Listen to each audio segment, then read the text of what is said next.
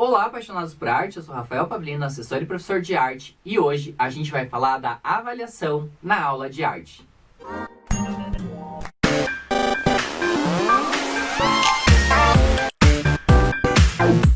Seja bem-vindo ao meu canal. Aqui a gente fala de arte, de educação e de arte e educação.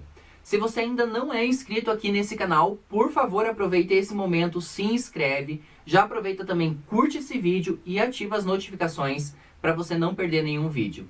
Já aproveita essa oportunidade também e me segue lá na rede social, lá tem bastante conteúdo exclusivo e tem muita interação com vocês, certo? Bom, o tema de hoje é um assunto que gera muita dúvida e muita polêmica. A avaliação na aula de arte. Sempre que eu pergunto sobre avaliar na aula de arte, eu escuto da maioria dos professores que eles sabem avaliar, que não é tão difícil, que já estão acostumados. Mas será que a avaliação é algo tão simples assim? Bom, você já sabe também, como sempre falo aqui, nada do que eu vou dizer nesse vídeo é uma regra. É importante, você pode discordar da minha opinião a qualquer momento. Mas você sabe também que eu vou deixar na descrição desse vídeo as referências dos textos e dos livros que eu usei para chegar nessa concepção de avaliação que eu tenho. Então é importante que você vá até os autores e leia na íntegra para saber um pouco mais sobre esses assuntos que eu vou levantar aqui, certo? Tem uma outra questão que é importante, que sempre que a gente fala de arte, a gente tem as 5 linguagens da arte, né? Teatro, dança, música, artes visuais e as artes integradas. Então eu vou falar da avaliação não numa linguagem específica, mas de um modo mais geral, certo? Então, para começar, eu quero falar algo que é fundamental para dar embasamento naquilo que a gente vai discutir hoje e que vai dar a base, que vai dar a sustentação. Primeiro de tudo, dar nota não é a mesma coisa que avaliar. Pronto, essa é a primeira coisa. Quando a gente fala em avaliar, a gente está falando do processo como um todo. E dar nota, ele é só um resultado da avaliação. Ele é só a etapa final de todo um processo que a gente desenvolveu. Mas a gente vai falar mais sobre isso daqui pra frente. Então, aguenta as pontas aí. Vamos lá? Quando você vai planejar uma aula de arte, você escolhe o conteúdo, pode ser de teatro, de dança, de música, artes visuais ou artes integradas, tanto faz. E aí, além de colocar a metodologia e o próprio conteúdo, você coloca algo chamado objetivo, certo? Então, de forma bem resumida, de uma forma bem sintética, avaliar é saber se o nosso estudante conseguiu atingir aquele objetivo ou não. Isso é a avaliação. Quando há uma avaliação, ela vai se tratar de entender de que lugar o aluno está partindo e aonde ele está chegando. Então existem algumas regras que vão ser básicas para a gente entender esse processo como um todo. Eu fiz alguns tópicos nesse vídeo para ajudar a entender o que a gente deve e o que a gente não deve fazer na hora que a gente está pensando numa avaliação em arte. Vamos lá? Então, primeiro, avaliar algo que não foi solicitado. Eu vou dar um exemplo bem exagerado do que é solicitar uma coisa e cobrar outra, mas entendam que é um estereótipo só para a gente entender o conceito. Por exemplo, vamos supor que o nosso objetivo é construir uma casa. Só isso. Objetivo, construir uma casa. Aí vai a pessoa A e ela constrói uma casa rosa. Vai a pessoa B e constrói uma casa verde. Só que a pessoa A faz uma casa de 2 andares. Já a pessoa B faz uma casa na árvore. E aí? Como que você avalia isso? Vamos pensar no objetivo, construir uma casa. Ou seja, independente da cor, independente do modelo, do tamanho, do material que foi utilizado, as duas pessoas construíram as suas casas. Cumpriram o objetivo, construir uma casa. Simples assim. Então vamos supor que você vai atribuir uma nota para essas construções. E aí o professor está lá avaliando essas duas casas e ele dá a nota maior para a pessoa B. Ele começou a corrigir pela pessoa B, viu lá, casa ótima, casa na árvore, bonita, vai tirar 10. Mas aí, quando você olha para a casa da pessoa A, você acha que essa pessoa A acabou se arriscando mais. Afinal, ele construiu uma casa de 2 andares, precisou falar de fundamentação, o alicerce da casa. Ou seja, ele acabou usando outros conhecimentos sobre estrutura e aí ele fez uma escada, então ele acabou porque se dedicou mais. Mas você já deu a nota maior para a pessoa B. E aí muitas vezes o que você faz? Diminui a nota da pessoa B para que a pessoa A tenha uma nota maior. Tá, mas vamos voltar. Qual que era o objetivo? Não era construir uma casa? Ponto. Ambos fizeram isso. Então, ambos atingiram o objetivo. Percebam, aqui não se trata de criar a casa mais bonita, né? Entre aspas, mais bonita. Ou a casa maior. Se trata de fazer uma casa. É simples. Isso também vai acontecer lá na aula de arte. Agora vamos puxar o exemplo pra gente. Às vezes o professor pede que o aluno desenhe a sua família, por exemplo. E aí vai um aluno e desenha 4 bonecos palito. E ele quer a nota máxima. Aí tem um outro aluno que desenha uma família tão realista que parece que está saindo do papel. Automaticamente, quem vai ter a melhor nota? O aluno que fez o desenho mais realista. Mas o objetivo não é desenhar a família? Então os dois atingiram o objetivo, porque eles desenharam suas famílias. Ah, Rafael, mas se for assim, todo aluno vai querer nota, sendo realista ou não, eles vão entregar qualquer coisa e vão pedir nota. Como é que eu vou resolver isso? Simples, com algo chamado critério avaliativo. Eu vou abordar os critérios avaliativos no final desse vídeo, então fica aí, porque isso merece uma atenção específica, tá? A gente vai falar com mais carinho disso daqui pra frente. Então guarde esse exemplo aí na tua cabeça que daqui a pouco a gente volta com ele. Dica 2, né? Acontecimento 2 que os professores fazem. Avaliar somente pelo resultado final. Então, muitos professores, inclusive se a gente pensar nesses 2 últimos anos, que teve aula remota, aula à distância por causa da pandemia, acabaram avaliando os alunos, os estudantes, só pelo resultado final da atividade. Então os alunos estavam em casa e aí o professor não acompanhava o processo de feitura do trabalho. Mas e aí? Como é que eu vou saber se foi o aluno que fez? Como é que eu vou saber se ele encarou a atividade de uma forma comprometida? Ele compreendeu o que eu pedi? Será que ele teve dúvida quando ele fez? Será que ele se esforçou, ele tentou algo novo, saiu da zona de conforto dele? Pois é, a pandemia aí diminuiu e aí trouxe essas dúvidas, né? Acendeu essas chamas dessas dúvidas. Mas vamos pensar, mesmo no presencial, a gente tem muito professor que ainda avalia só pelo resultado final. Na pandemia, a gente tem que dar um desconto, porque a gente não estava em sala, a gente não conhecia a realidade do aluno. Mas em sala de aula, a gente precisa repensar essa prática de avaliar só para um resultado final. Uma prova, um único desenho, uma única apresentação do teatro. Vejam, quando a gente faz isso, avalia só uma coisa, a gente está desconsiderando a trajetória do aluno e está resumindo todo o processo de nossas aulas num único momento, o momento da avaliação. Então, como que o estudante ele vai se comprometer a fazer as atividades se ele sabe que a única atividade avaliativa vai ser lá no final do bimestre? Por que ele vai fazer todas as aulas, todas as atividades, se ele souber que a avaliação só vai se dar lá no final do bimestre, num único dia, numa única atividade? A gente precisa pensar nisso.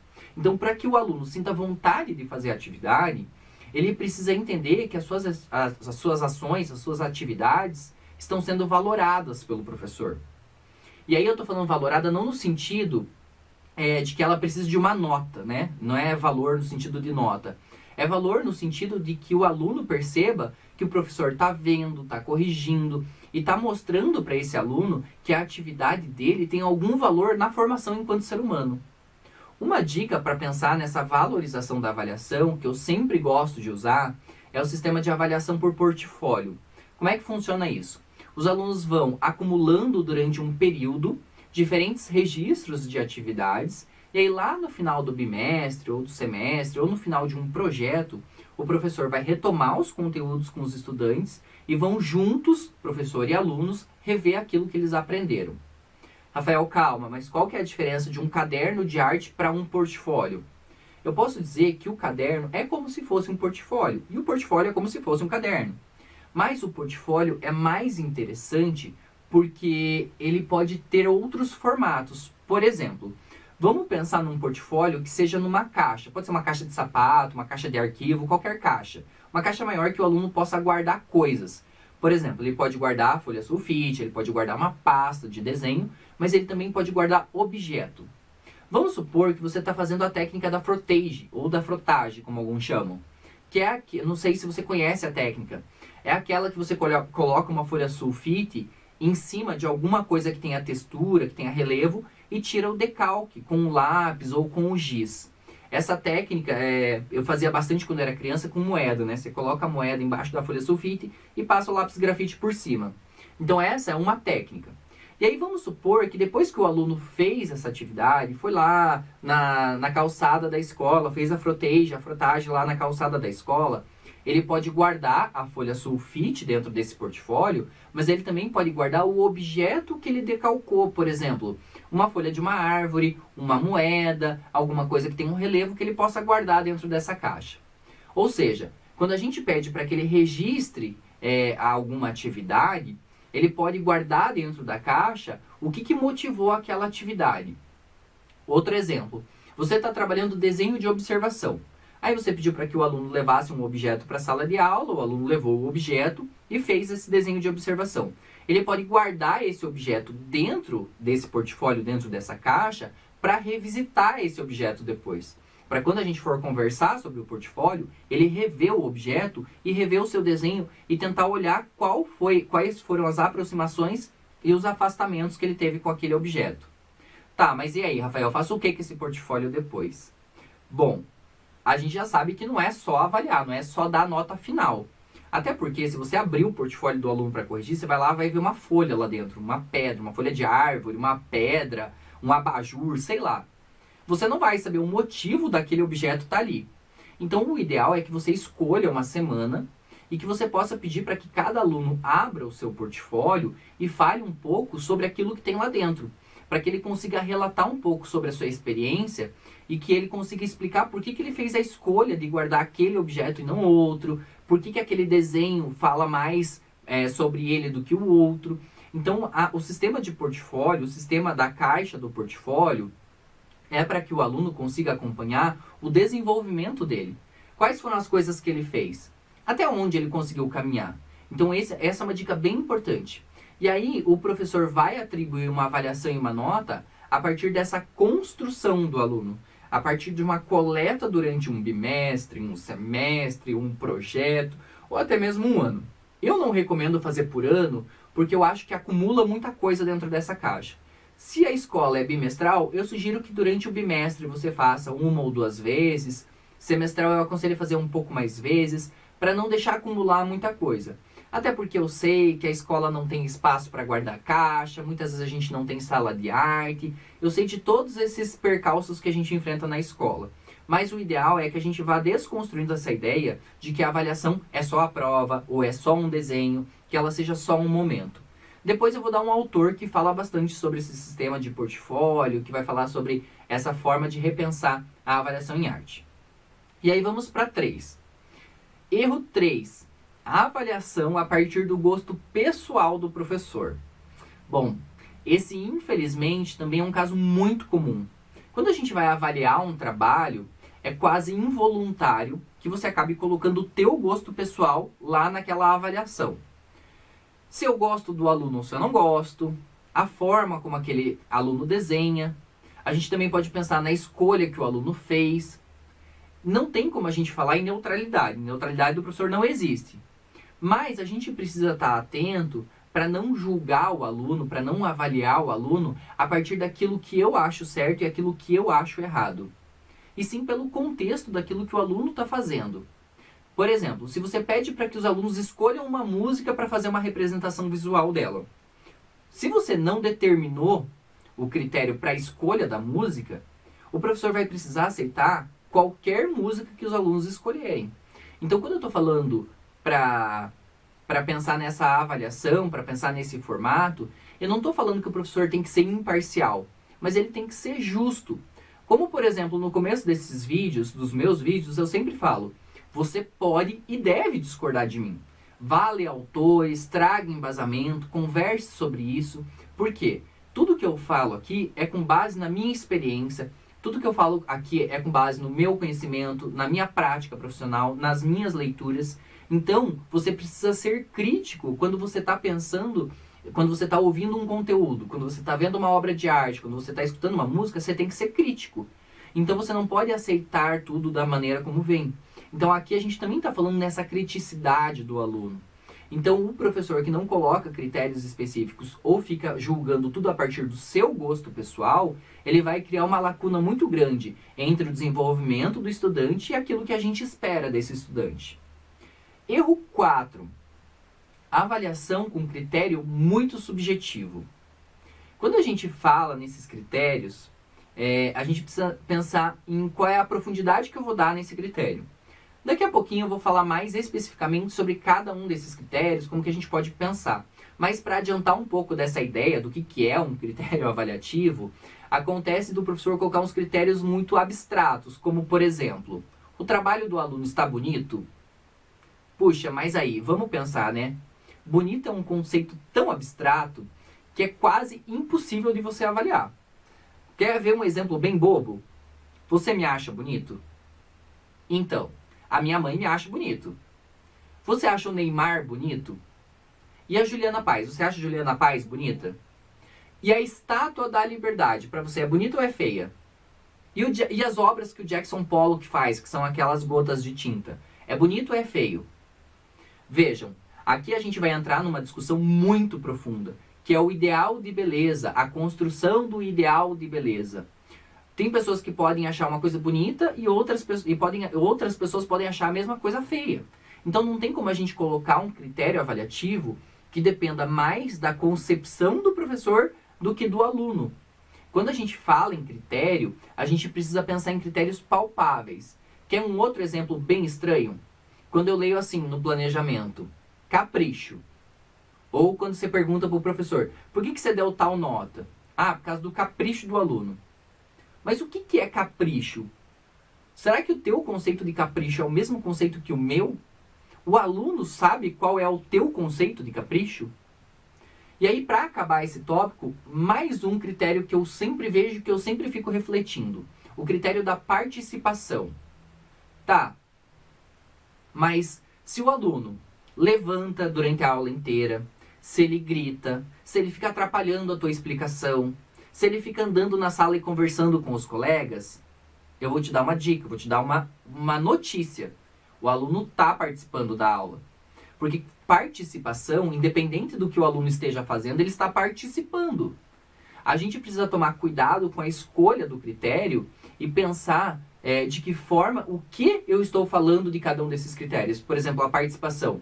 O que eu espero de uma participação ativa e responsável?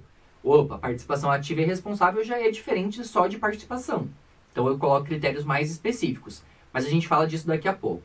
Então, esses critérios eles têm que estar bem definidos, porque aí na hora da avaliação vai ser mais fácil lá no resultado final, né? Quando a gente está falando do final do processo da avaliação, vai ser mais fácil de atribuir uma nota, porque a gente já pensou no processo.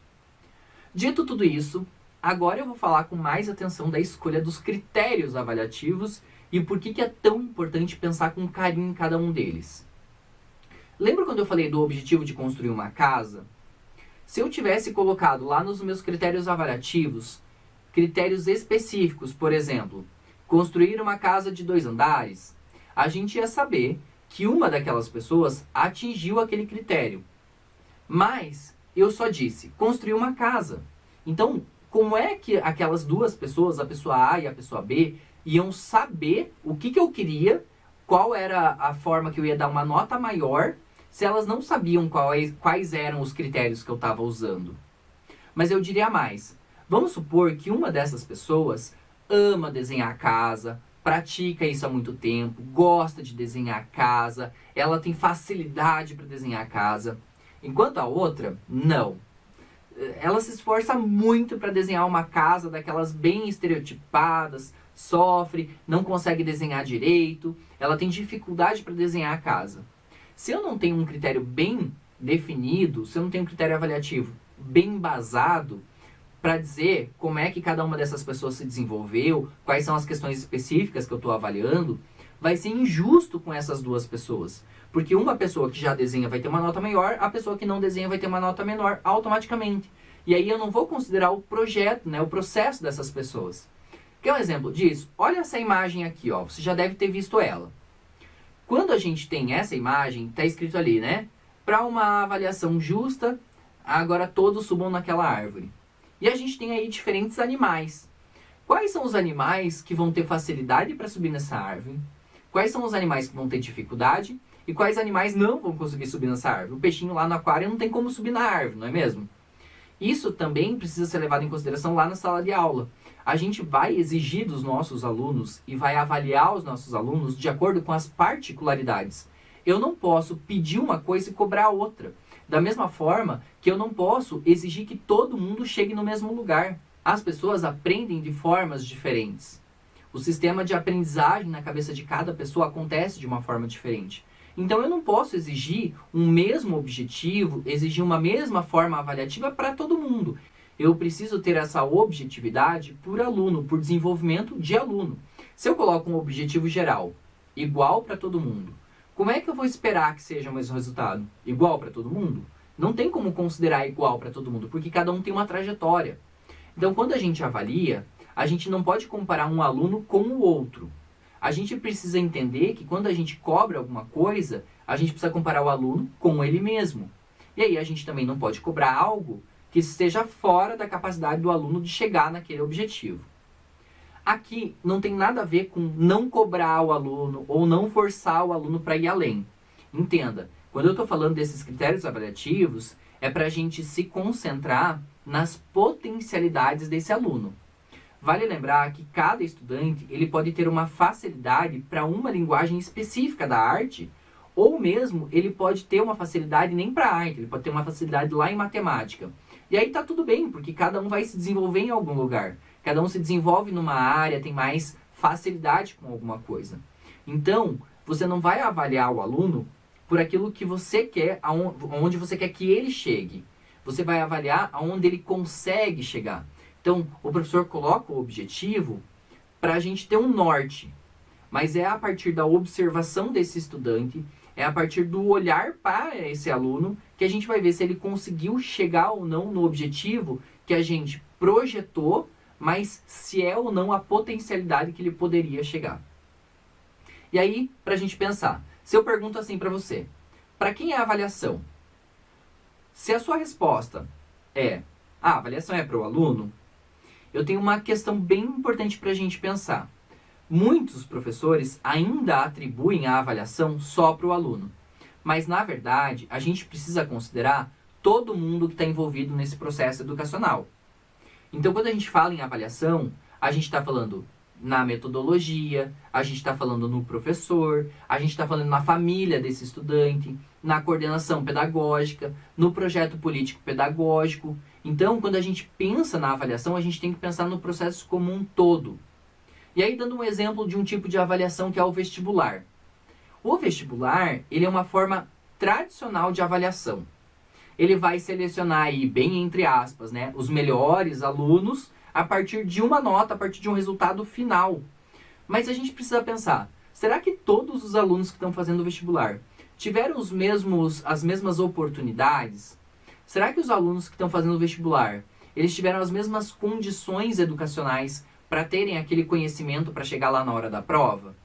Eu não vou nem entrar nessas questões que são mais específicas aí das provas, né? Enem, Saeb, vestibular, mas é só para a gente pensar que essas provas, esses testes, eles acabam valorizando os alunos em coisas muito específicas e acabam desvalorizando a trajetória do aluno. Então, pensar em avaliação é pensar nesses pormenores da sala de aula. E aí existe um termo que eu escuto bastante que é o famoso, mas Rafael, eu sempre fiz assim. Sim, a gente também sempre escreveu na pedra, isso funcionava. Mas hoje em dia a gente tem papel, tem um computador, tem um celular, que é mais fácil. Então a gente não vai usar a pedra. Então a gente precisa olhar para a nossa prática, rever os conceitos que a gente tem sobre avaliação na aula de arte, sobre a formação continuada e repensar esse lugar da avaliação, repensar esse processo avaliativo. E aí você tem que pensar também, como é que você aprende? Como que você quer ser avaliado? Pensa você enquanto professor. Então eu vou dar um exemplo bem estereotipado aqui para você pensar se não é isso que você está fazendo com o teu aluno, tá? Então agora pensa lá. Vamos supor que a direção da escola que você trabalha acabou de decidir que vai avaliar todos os professores. E aí, para ser justo, eles avaliam todos os professores da mesma forma. Você acha que está certo avaliar todo mundo da mesma forma? A resposta mais impulsiva é sim. A gente busca igualdade, então todo mundo tem que ser avaliado igual. Mas pensa comigo, todos os professores têm o mesmo tempo de casa? Todos os professores têm a mesma carga horária na escola? Todos os professores têm a mesma formação acadêmica? Todos os professores, vocês que trabalham com você, têm a mesma disponibilidade de tempo? Todo mundo tem a mesma idade? Pode ser que a gente tenha um professor que seja excelente quando ele está dando aula para o 6º ano.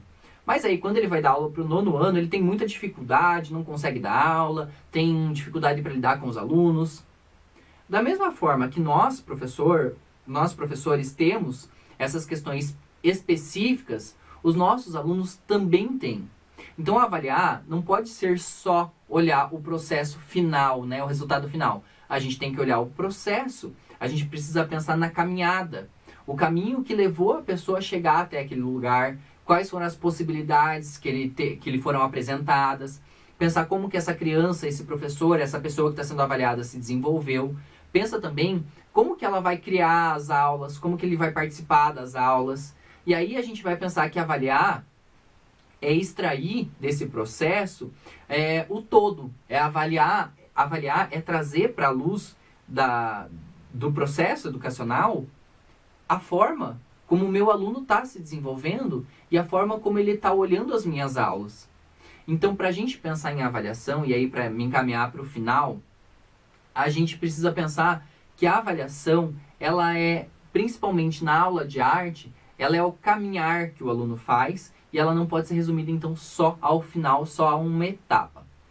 Para encerrar, eu deixei na descrição desse vídeo os textos que eu falei para vocês sobre avaliação na aula de arte. Mas eu quero mostrar 2 livros que eu tenho aqui e que eu uso bastante quando eu estou falando na avaliação em arte, tá? Quando eu estou falando no processo avaliação em arte. São esses 2 aqui. Então, esse primeiro é Metodologia do Ensino da Arte. Ele é escrito pela Maria Heloísa Ferraz e pela Maria Rezende Fusari. A Ferraz e a Fusari são autoras super importantes para a gente pensar nesse processo educacional para o ensino da arte. Esse livro, Metodologia do Ensino da Arte, está na descrição do vídeo. Eu já usei bastante. Vocês me pedem muito vídeo de concurso de arte. Para quem tiver interesse e ler esse livro aqui, vai ajudar bastante nesses concursos. E esse aqui é um outro, que é o Ensino da Arte, da Luciana Mourão Arslan e da Rosa Velberg. E aqui ele tem um capítulo específico sobre avaliação em arte. Então ele vai dar os exemplos lá do portfólio, da prova, da avaliação. Para quem está começando ou para quem já está há um tempo na estrada, esse livro aqui é fundamental para quem quer conhecer um pouco mais sobre o ensino da arte e principalmente sobre avaliar na aula de arte. Então essas autoras vão trazer bastante exemplo, vão mostrar quais são os formatos que a gente pode avaliar e como que a gente pode pensar nessa atribuição de nota a partir desses conceitos, certo? Se você tem uma dúvida mais específica sobre a avaliação, deixa nos comentários. Você também pode deixar aqui nos comentários quais são os próximos temas que você quer ver no canal. Afinal, eu me baseio pelos comentários para pensar nos temas. Bom, eu espero que esse vídeo tenha te ajudado de alguma forma. Não esquece de se inscrever no canal e me seguir na rede social. Semana que vem tem mais. Até breve. Tchau!